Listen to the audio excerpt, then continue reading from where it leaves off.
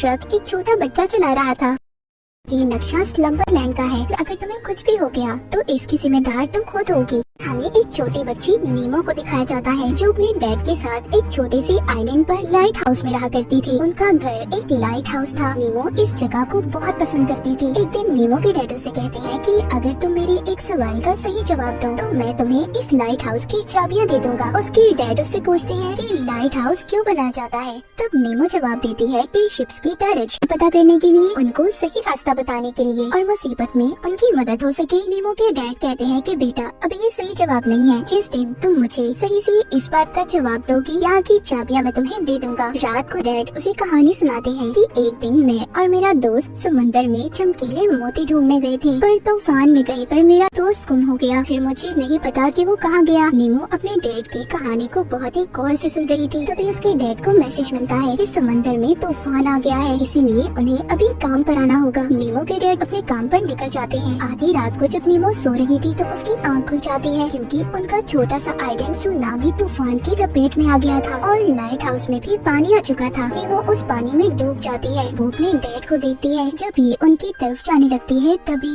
एक मॉन्स्टर आकर उसके डैड को निगल जाता है। तभी नीमो की आंख खुलती है। इसका मतलब ये था कि वो सपना देख रही थी। सुबह को नीमो के पास कुछ गार्ड आते हैं और आकर उसको उसके डैड की मौत का बताते हैं। ये सुनकर नीमो टूट गई थी। वो बहुत ज्यादा दुखी हो जाती है। एक लेडी ऑफिसर उसको बताती है कि उसके डैड चाहते थे कि वो उनके बाद अपने अंकल के पास जाकर रहे, पर नीमो अकेले ही इस आइलैंड पर रहना चाहती थी। ऑफिसर कहती है बेटा तुम अकेले यहाँ पर नहीं रह सकती, इसीलिए तुम्हें अपने अंकल के साथ जाना होगा। अब नीमो अपना सारा जरूरी सामान लेती है और अपने अंकल के साथ चली जाती है। उसके अंकल एक बहुत ही अमीर इंसान थे। वो नीमो को अपने साथ रखने पर बहुत खुश थे, पर वो ये नहीं जानते थे कि बच्चों को कैसे रखा जाता है। उधर नीमो भी अपने डैड की मौत के बाद चुप चुप रहने लगी थी। रात को सोते हुए जब नीमो की आंख खुलती है तो वो देखती है उसका पसंदीदा खिलौना जिंदा हो गया था और उसका बेड खुद अपनी टांगों पर चलकर उसे खिड़की से बाहर ले जा रहा था। फिर वो बेड पानी से होता हुआ उसे एक जादू की दुनिया में ले जाता है जहाँ पर नीमो की मुलाकात फ्लिप नाम के एक आदमी से होती है जिसके सर पर 2 बड़े बड़े सींग थे। फ्लिप वहाँ पर नीमो से उसके डैड का पूछता है। वो बहुत ही दुखी होकर उसे अपने डैड की मौत का बताती है। वो भी ये बात सुनकर दुखी हो गया था। कहता है दरअसल मुझे तुम्हारे डैड से एक नक्शा चाहिए था। नीमो ये समझ रही थी कि वो अभी भी सपना देख रही है। वो उसे कहती है मेरे सपने से चले जाओ। फ्लिप कहता है ठीक है मैं चला जाऊंगा, पर तुम्हें मुझे वो नक्शा देना होगा जिसकी मदद से मैं चमकीले मोतियों को ढूंढ सकता हूँ और तुम भी उसकी मदद से एक ऐसी दुनिया में जा सकती हो जिसका नाम स्लम्बरलैंड है, जहाँ पर हर विश ख्वाहिश पूरी होती है और तुम वहाँ जाकर अपने डैड से भी मिल सकती हो। नीमो ये सुनकर खुश हो जाती है। अब फ्लिप उसको ये कहकर उसकी असल दुनिया में भेज देता है कि जाओ जाकर नक्शा ढूंढो और नीमो अपनी सपनों की दुनिया से असल दुनिया में जाग जाती है। अगले दिन उसके अंकल उसका एडमिशन करवाने उसे स्कूल लेकर जाते हैं जहाँ पर उनकी मुलाकात स्कूल के टीचर से होती है। वो कहती है आप फिक्र नहीं करें, मैं नीमो का ख्याल बहुत अच्छे से रखूंगी। वो नीमो को लेकर क्लास में जाती है और सब बच्चों से मिलवाती है। वहाँ पर नीमो की दोस्ती एक लड़के से होती है जो उसका बहुत अच्छा दोस्त बन गया था। वो उसको भी अपने डैड के बारे में भी बताती है। रात को नीमो के अंकल उसे दरवाजे का लॉक खोलना भी सिखाते हैं। असल में उनका बिजनेस दरवाजों के लॉक्स बनाने का था। रात को दोबारा से नीमो का खिलौना जिंदा हो गया था। उसके डैड का नक्शा भी उसे मिल जाता है। अगली सुबह जब नीमो स्कूल जाती है तो वो अपने अंकल के फोन से स्कूल में एब्सेंट लगवाकर स्कूल के ऐसे हिस्से में चली जाती है जहाँ पर जाना मना था। वहाँ पर जाकर कपड़े बदलती है और वहीं पर अपने खिलौने को लेकर सो जाती है। दोबारा से सपने में जाते ही वो फ्लिप को नक्शा दे देती है, पर वो नक्शा लेते ही उसकी मदद करने से मना कर देता है। कहता है यहाँ से जाओ, मैं तुम्हारी कोई मदद नहीं कर सकता। पर नीमो वापस नहीं जाना चाहती थी। कहती है कुछ भी हो जाए मैं तुम्हारे साथ जाऊंगी, मैं अपने डैड से मिलना चाहती हूँ। फ्लिप कहता है ठीक है तुम मेरे साथ जा सकती हो, पर इस दौरान अगर तुम्हें कुछ भी हो गया तो इसकी जिम्मेदार तुम खुद होगी। वो बताता है कि ये नक्शा स्लम्बरलैंड का है। मैंने इसको एक पुलिस ऑफिसर से चुराया था और आज तक वो ऑफिसर मेरे पीछे है। वो नीमो को जादुई दुनिया के बारे में भी बताता है जहाँ पर चमकीले मोती हैं। अब ये दोनों उस जादू की दुनिया में पहुँच गए थे जहाँ पर फ्लिप पहुँचकर उसको जादुई दुनिया के कुछ असूल बताता है। कहता है कि यहाँ पर उसे किसी के सपनों से छेड़छाड़ नहीं करनी और न ही किसी की आंखों को देखना है। अगर यहाँ की पुलिस ने तुम्हें पकड़ लिया तो वो तुम्हें हमेशा के लिए कैद कर देंगे। वो दोनों अब ऐसी जगह पर जाते हैं जहाँ पर पत्तों से बने हुए इंसान थे। वहाँ पर डांस पार्टी चल रही थी। वहाँ एक और लड़की जो बहुत ही मजे से डांस कर रही थी। वो लड़की भी अपने सपनों में थी क्योंकि ये सपनों की दुनिया थी और हर कोई यहाँ पर अपने सपनों के मजे ले रहा था। वहीं पर वो पुलिस ऑफिसर भी आ जाती है जो अब तक फ्लिप के पीछे पड़ी थी, जिसके बारे में उसने नीमो को भी बताया था। इससे पहले वो फ्लिप को गिरफ्तार करती वहाँ पर वही मॉन्स्टर आ जाता है जिसको नीमो ने अपने सपने में देखा था, लेकिन किसी तरह फ्लिप से बचा लेता है। वो बचाकर नीमो को एक दूसरी जगह पर ले आया था और कहता है ये सब तुम्हारी वजह से हुआ है, तुम्हारे सपने की वजह से वो मॉन्स्टर यहाँ पर आया है। तभी नीमो को कुछ होने लगता है और वो सपनों की दुनिया से गायब होकर असल दुनिया में आ जाती है। उसकी नींद से आँख खुल गई थी। उसके अंकल अब उसे स्कूल से लेने आते हैं। उसको साथ ले जाकर वो उसे एक बोट कश्ती तोहफे में देते हैं, पर वो कहती है मुझे ये नहीं चाहिए, आप इसको अपने पास ही रखें। वो लेने से इनकार कर देती है। रात को उसके अंकल उसे समझाते हैं कि तुम्हारे डैड के जाने से तुम्हारी जिंदगी खत्म नहीं हुई, तुम्हें तो अभी अपनी जिंदगी को और जीना है। पर नीमो अपने डैड की मौत के सदमे से अभी भी बाहर नहीं आई थी। वो जब सोने जाती है तो उसे नींद भी नहीं आती। उसके अंकल उसके पास आते हैं और उसको कहानी सुनाते हैं। कहानी सुनते ही नीमो सो गई थी और फिर से वो अपने सपनों की दुनिया में चली जाती है, जहाँ पर फ्लिप उससे अब उसके डैड का नक्शा ले लेता है और कहता है अब तुम जाओ यहाँ से अपने घर। नीमो कहती है मैं यहाँ से नहीं जाऊंगी, मेरा कोई घर नहीं है, मुझे तो बस अपने डैड से मिलना है। फ्लिप कहता है तुम अभी डरी हुई हो, बुरे सपने तुम्हारा पीछा कर रहे हैं। लेकिन नीमो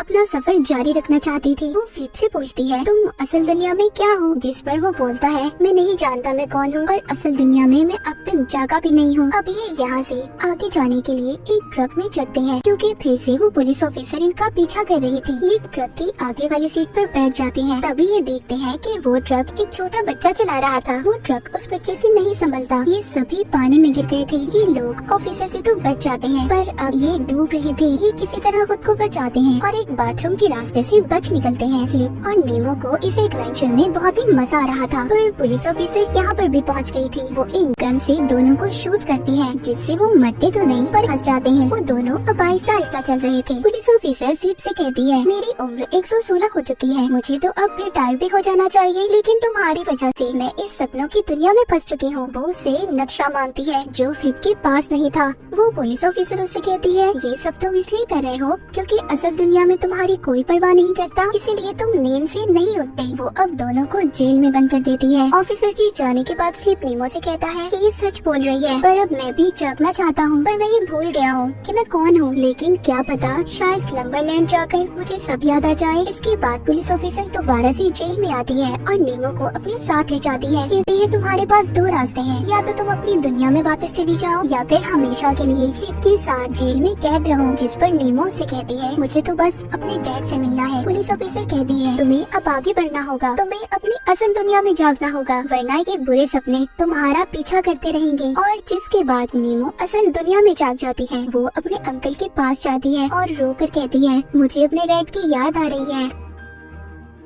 तो उसके अंकल उसे एक वीडियो दिखाते हैं। नीमो देखती है उसके अंकल ने उस वीडियो में बिल्कुल सपनों के फ्लिप जैसे कपड़े पहने हुए हैं। उसके अंकल उसे बताते हैं मैं बचपन में बहुत शर्मीला था, जब मैं और तुम्हारे डैड दोनों खेला करते थे तो मैं किसी तरह के भी कपड़े पहन लिया करता था। तुम्हारे डैड की जिंदगी में तुम्हारी मॉम आई तो वो दुनिया घूमने निकल गयी और मैं बस अकेला रह गया, बिल्कुल अकेला। वो कहते हुए बहुत ज्यादा उदास हो गई थी। नीमो उनसे कहती है मेरे डैड हमेशा रात को मुझे आपकी कहानी सुनाया करते थे। अगली सुबह ये जब स्कूल जाती है तो स्कूल की उसी जगह पर जाकर नीमो सो जाती है और फिर दोबारा से अपने सपनों की दुनिया में उठती है। ये अब अपने अंकल की दी हुई चाबी से फ्लिप के जेल का ताला खोलती है और उसे अपने साथ बाहर ले आती है। जब ये उसे यहाँ से लेकर जा रही थी तो पुलिस ऑफिसर इनको फिर से देख लेती है, पर इस बार नीमो उसकी गन से उसी को टाइम लूप में फंसा देती है। फ्लिप उसके साथ तस्वीर भी बनवाता है। जिसके बाद ये लोग बर्फीली जगह पर आ गए थे, पर यहाँ पर भी ऑफिसर पहुँच जाती है जो इनको पकड़ना चाहती थी। वो अब तक इनका पीछा कर रही थी। ये उससे बचने के लिए ऊंचाई से छलांग लगाते हैं और बड़े बड़े परिंदों पर बैठकर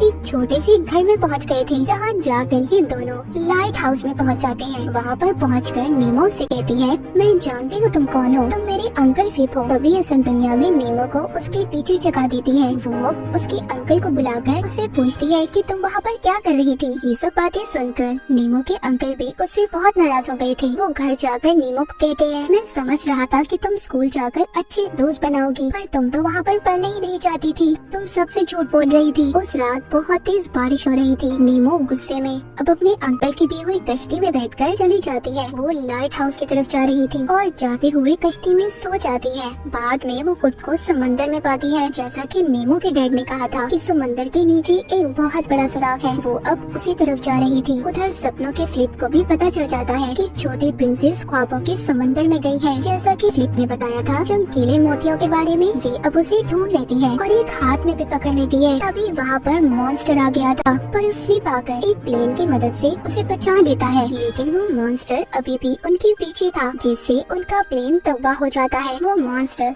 अब आहिस्ता आहिस्ता सपनों में सब लोगों को मार रहा था, इसीलिए सब अपनी असल दुनिया में जागने लगे थे। उधर असल दुनिया में नीमो के अंकल उसे ढूंढ रहे थे। सपनों की दुनिया में स्लम्बरलैंड पहुंचने से पहले नीमो की हालत खराब हो रही थी, क्योंकि जिस कश्ती पर वो थी असल दुनिया में वो पानी में डूब रही थी। उसके हाथ से मोती भी गिर जाता है और सपनों की दुनिया में मॉन्स्टर आकर फ्लिप को पकड़ लेता है। अब जब सपनों की दुनिया वाला फ्लिप मर चुका था तो असल दुनिया के फ्लिप को न जाने क्या हुआ था। वो नीमो को बचाने पानी में कूद जाता है। उधर सपनों की दुनिया में जब मॉन्स्टर गायब हो गया था तो ऑफिसर नीमो के पास आती है। वो उसके हाथ में मोती देखती है और कहती है कि तुम्हें जो सपने कोई भी देखने का कहता है तुम बस वही देख लेती हो, जिसके पीछे कोई सच्चाई नहीं है। तभी नीमो खुद को लाइट हाउस के पास पाती है, जहाँ पर अपने डैड को देखती है। ये जल्दी से भागकर उसके पास जाती है कि लाइट हाउस की ऊंचाई पर जाकर खूब मजे करते हैं। वहीं पर असल दुनिया में नीमो के अंकल फ्लिप उसे होश में लाने की कोशिश कर रहे थे। सपनों की दुनिया में नीमो के डैड उसे समझाते हैं कि तुमने अकेले ही सफर को पूरा किया है और आगे भी तुमने अकेले ही सफर को तय करना है। असल दुनिया तुम्हारा इंतजार कर रही है मेरी जान। तुम किसी भी कीमत पर उसे नहीं छोड़ोगी, तुम्हें वापस जाना ही होगा। तभी हकीकत में असल दुनिया में नीमो को होश आ जाता है, उसे गले लगा लेते हैं और कहते हैं अब दोबारा